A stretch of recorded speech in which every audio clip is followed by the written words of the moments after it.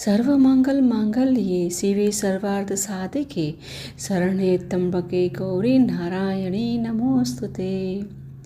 या देवी सर्वभूतेषु मा गौरीरूपेण संस्थिता नमस्तस्यै नमस्तस्यै नमस्तस्यै नमो नमः। જય શ્રી કૃષ્ણ। ચૈત્ર નવરાત્રિના નવદુર્ગાના 9 સ્વરૂપોની કથાનું શ્રવણ કરતાં કરતાં આજે પહોંચી ગયા છીએ આપણે નવરાત્રિના 8મા દિવસે।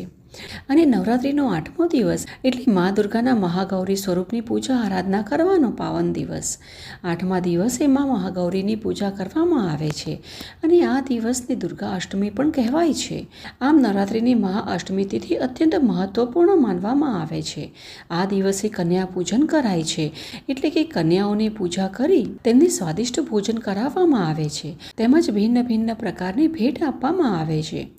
નવરાત્રિનો આ પાવન પર્વ મા દુર્ગાની 9 દિવસોની શક્તિના સ્વરૂપની પૂજા આરાધના કરવા માટેનો અત્યંત પાવન પર્વ છે। આ તહેવાર નારી શક્તિનું પ્રતીક છે। માતા મહાગૌરીનો રંગ અત્યંત ગૌરવર્ણ છે। આદિશક્તિ શ્રી દુર્ગાના અષ્ટરૂપ શ્રી મહાગૌરીને કઠિન તપસ્યાથી ગૌરવર્ણ પ્રાપ્ત થયો હતો, તેથી તેમને ઉજ્જવલા સ્વરૂપા મહાગૌરી, ધન ઐશ્વર્ય પ્રદાયિની, ચૈતન્યમયી, ત્રિલોક્ય પૂજ્ય મંગળા નામોથી પણ ઓળખવામાં આવે છે। શિવપુરાણમાં કહેવામાં આવ્યું છે કે જ્યારે માતા પાર્વતીએ મહાદેવજીને પ્રસન્ન કરવા માટે કઠિન તપસ્યા કરી હતી ત્યારે તેમની ઉંમર માત્ર 8 જ વર્ષની હતી। દેવી પાર્વતીનો જન્મ પર્વતરાજ હિમાલયના ઘરે થયો હતો અને માત્ર 8 વર્ષની ઉંમરે જ તેમને પોતાના પૂર્વજન્મની ઘટનાઓનો આભાસ થઈ ગયો હતો। ત્યારથી તે ભગવાન શિવને પતિ રૂપે પ્રાપ્ત કરવા માટે તપસ્યા કરવા લાગ્યા અને તપસ્યાથી દેવી પાર્વતીને મહાન ગૌરવ પ્રાપ્ત થયું। તેથી જ નવરાત્રિની મહાઅષ્ટમી તિથિના દિવસે મા મહાગૌરીની પૂજા આરાધના કરી કન્યા પૂજન કરવામાં આવે છે। આ દિવસે દુર્ગા સપ્તશતીનો પાઠ કરવાથી અધિક વિશેષ પુણ્ય ફળની પ્રાપ્તિ થાય છે। તેમનો ગૌરવર્ણ શ્વેત, શંખ, ચક્ર અને કુંદના ફૂલ સમાન માનવામાં આવે છે। તેમના વસ્ત્ર અને આભૂષણ આદિ પણ શ્વેત જ છે। તેમની 4 ભુજાઓ છે અને મહાગૌરી માતાનું વાહન બળદ છે। દેવીના જમણી બાજુના ઉપરના હાથમાં અભય મુદ્રા અને નીચેના હાથમાં ત્રિશૂળ છે, તેમજ ડાબી બાજુના ઉપરના હાથમાં ડમરું અને નીચેના હાથમાં વરમુદ્રા છે। તેમનો સ્વભાવ અત્યંત નિર્મળ અને શાંત છે। મા મહાગૌરીનું ધ્યાન, સ્મરણ, પૂજા આરાધના કરવાથી મનુષ્યના સગળા પાપ નષ્ટ થઈ જાય છે। તેથી જ તેમની આરાધના વ્યક્તિ માટે સર્વાર્ધિક કલ્યાણકારી છે। મા મહાગૌરીની પૂજા આરાધના કરવાથી વ્યક્તિ સર્વ પ્રકારે પવિત્ર અને અક્ષય પુણ્યોનો અધિકારી બની જાય છે। તેના પૂર્વ સંચિત પાપ નષ્ટ થઈ જાય છે અને ભવિષ્યમાં પાપ, સંતાપ, દુઃખ તેની પાસે ક્યારેય નથી રહેતા। તેમની કૃપાથી અલૌકિક સિદ્ધિઓની પ્રાપ્તિ થાય છે। મા મહાગૌરી ભક્તોના કષ્ટ શીઘ્ર જ દૂર કરી દે છે અને તેમની ઉપાસનાથી અશક્ય કાર્ય પણ શક્ય બની જાય છે। ભક્તો માટે આ દેવી અન્નપૂર્ણાનું સ્વરૂપ છે, તેથી જ અષ્ટમીના દિવસે કન્યાઓના પૂજનનું વિધાન છે। આ ધન, વૈભવ, સુખ શાંતિની અધિષ્ઠાત્રી દેવી છે। ધન, ધાન્ય અને ભૌતિક સુખ સમૃદ્ધિઓ સાથે મોક્ષ પ્રદાન કરનારી દેવી મા મહાગૌરી જ છે। તો આવો જાણી લઈએ કે નવરાત્રિની મહાઅષ્ટમી તિથિના દિવસે મા મહાગૌરીની પૂજા આરાધના સંપૂર્ણ વિધિ વિધાન સાથે કેવી રીતે કરવામાં આવે છે। તો અષ્ટમી તિથિના દિવસે પ્રાતઃ બ્રહ્મ મુહૂર્તમાં ઉઠીને સ્નાન ઇત્યાદિ કાર્ય કર્યા પછી મા મહાગૌરીની પૂજામાં શ્વેત, લાલ અથવા ગુલાબી રંગના વસ્ત્ર ધારણ કરવા। ત્યારબાદ સૌપ્રથમ કળશ પૂજન કર્યા પછી માની વિધિ વિધાન સાથે પૂજા કરવી જોઈએ। દેવી મહાગૌરીને ચંદન, રોલી, મૌલી, સિંદૂર, અક્ષત, મોગરાના પુષ્પ અર્પિત કરવા જોઈએ। પછી માની સમક્ષ ધૂપ દીપ પ્રગટાવી માને સ્વાદિષ્ટ પકવાનોનો ભોગ અર્પિત કરવો જોઈએ અને માની સ્તુતિ અને આરતી કરવી જોઈએ। આ દિવસે દુર્ગા સપ્તશતી પાઠ અને શ્રીમદ દેવી ભાગવતમાંથી મા દુર્ગાની કથાઓનું પઠન અથવા શ્રવણ કરવાથી પુણ્યફળની પ્રાપ્તિ થાય છે।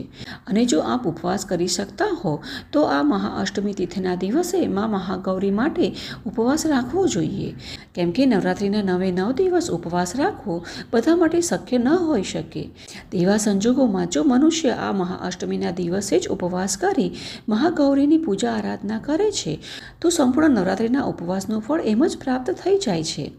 આ દિવસે દેવીના સિદ્ધ મંત્ર શ્રી ક્લીમ હિમ વરદાયે નમઃનો જાપ કરવો જોઈએ. તેમજ માતાનો પ્રિય ભોગ ખીર, હલવો, પૂરી, ચણા એવં નારિયેળનો પ્રસાદ અર્પણ કરી શકાય છે. પછી 9 કન્યાઓનું પૂજન કરી તેમને પૂજન કરાવવું જોઈએ. આ દિવસે ઘણા લોકો મા મહાગૌરીને ચૂંદડી પણ અર્પણ કરે છે. મા મહાગૌરીની પૂજા દરમિયાન સફેદ, મોરપંખી અથવા પીળા રંગના પુષ્પ અર્પિત કરવા જોઈએ. તેમજ આ દિવસે મા દુર્ગાને ચમેલી અને કેસરના ફૂલ પણ અર્પિત કરી શકાય છે. અને મહાઅષ્ટમી તિથિના દિવસે બ્રહ્મ મુહૂર્તનો સમય રહેશે સવારે 4:49 અને સૂર્યોદય થશે 6:26. હવે દેવી મહાગૌરીને આ ગૌરવર્ણ કેવી રીતે પ્રાપ્ત થયું તેની પાછળ પણ એક પૌરાણિક કથા જોડાયેલી છે, જેનું વર્ણન આપણને શ્રીમદ દેવી ભાગવત અને શિવપુરાણમાં પ્રાપ્ત થાય છે. તે અનુસાર મા દુર્ગાના 8મા સ્વરૂપ મહાગૌરીની કથામાં જ્યારે માતા પાર્વતીએ મહાદેવને પોતાના પતિ રૂપે પ્રાપ્ત કરવા ઘોર તપસ્યા કરી હતી અને મહાદેવજી સાથે લગ્ન કરવા તેમણે ઘણા વર્ષો સુધી કઠોર વ્રત અને તપસ્યા કરી, જેથી તેમનું સમગ્ર શરીર શ્યામ વર્ણ એટલે કે કાળું થઈ પડ્યું હતું. અને પછી એક સમય એવો આવ્યો જ્યારે ભગવાન શિવ માતા પાર્વતીની કઠિન તપસ્યાથી પ્રસન્ન થયા અને તેમને પત્ની રૂપે સ્વીકાર કરી લીધા. ત્યાર પછી ભગવાન શિવે માતા પાર્વતીનો ગંગાજળથી અભિષેક કર્યો અને તેમને શુદ્ધ કર્યા. અને તે સમયે ગંગા સ્નાન દરમિયાન દેવીનું એક સ્વરૂપ શ્યામવર્ણનું પ્રગટ થયું, જે કૌશિકી કહેવાયા. અને ત્યાં જ બીજું સ્વરૂપ ચંદ્રમા સમાન પ્રગટ થયું. અને તપસ્યાથી દેવી પાર્વતીને મહાન ગૌરવ પ્રાપ્ત થયો હતો, તેથી તેમનું નામ મહાગૌરી પડ્યું. આમ વર્ષો સુધી કરેલી કઠિન તપસ્યા અને ત્યાર પછી ગંગાજળથી થયેલા સ્નાનથી માતાનું રૂપ અત્યંત ગૌરવર્ણ અને કાંતિવાન થઈ ગયું. માની આ આભા એક શંખ અને ચક્ર સમાન શ્વેત થઈ ગઈ હતી અને એટલા માટે તેમના અતિ ગૌરવર્ણના કારણે જ માતા પાર્વતી દેવી મહાગૌરીના નામે ઓળખાયા. આ પ્રકારે દેવી મહાગૌરી અમોદ ફળદાયિની છે અને તેમની પૂજાથી ભક્તોના સઘળા પાપ કર્મ ધોવાઈ જાય છે અને અંતે મોક્ષની પ્રાપ્તિ થાય છે. તેમજ તેમની કૃપાથી અલૌકિક સિદ્ધિઓની પ્રાપ્તિ પણ થાય છે. તો અમને આશા છે કે અમારા દ્વારા કહેવામાં આવેલી આ કથા તમને ગમી હશે. અને આજની નવરાત્રિની અષ્ટમી તિથિના દિવસની મા મહાગૌરીની કથાને અહીં આપણે સમાપ્ત કરીએ છીએ.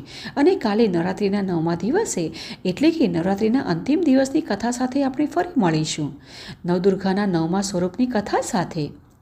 તો તેને સાંભળવા માટે આ ચેનલ પર તમે પહેલીવાર આવ્યા છો તો કૃપા કરી તેને સબસ્ક્રાઈબ કરી લેજો અને તમારા મિત્ર અને પરિવારમાં પણ આ કથાઓને શેર કરજો, જેથી કરી તેઓને પણ આ કથાઓના શ્રવણ કરવાનું પુણ્યફળ પ્રાપ્ત થઈ શકે. તો ચાલો અંતે નવરાત્રિના પાવન અવસર પર મહાઅષ્ટમી તિથિના દિવસે મા દુર્ગાના મહાગૌરી સ્વરૂપને પ્રાર્થના કરીએ કે તેઓ આપણને અભય વરદાન આપે અને આધ્યાત્મિક માર્ગ પર આપણને આગળ વધવામાં આપણી સહાયતા કરે, જેથી આપણે આપણા પરમ ગંતવ્યને પ્રાપ્ત કરી શકીએ. શ્વેતે વૃષે સમારૂઢા શ્વેતાંબરાધરા શુચિઃ મહાગૌરી શુભમ દધ્યાન મહાદેવ પ્રમોદદા. અર્થાત જે સફેદ નંદી પર આરૂઢ છે, જેમણે શ્વેત વસ્ત્ર ધારણ કર્યા છે અને જે નિત્ય પવિત્ર છે તથા મહાદેવજીને અત્યંત આનંદ પ્રદાન કરનારા મહાગૌરી દુર્ગા દેવી અમારા સૌનું કલ્યાણ કરો. જય માતાજી. જય શ્રી કૃષ્ણ.